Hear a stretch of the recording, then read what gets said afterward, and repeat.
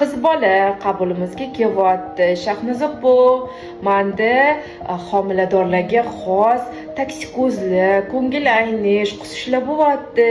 Har doim har oy mana shu takrorlanadi. Nimadan bu? Chadon o'zinglar отлично hech qanaqa kasalliklari yo'q. Yomon xayolga bormanglar qiz bolalarda. Mana predmenstrualniy sindrom degan narsa bor. Ayollar hayz ko'rishdan bir kun, 2 kun oldin ko'kragi shishadi, boshi og'riydi, ko'ngil ayniydi, qusadi yoki qorni dam bo'ladi, ichi ketadi. Bu qizimizda sefalgichеский turi bor ekan, predmenstrualniy sindromni. Ya'ni ko'ngli aynib, qusadi va boshi og'rib, kuchli og'riq sezar ekan. Bunday holat hamma ayollarning organizmida bo'ladi. Qizlarda bu holat ko'proq namoyon bo'ladi. Agar hayzdan oldin bu belgilar yengil darajada bo'lsa, davo talab qilmaydi.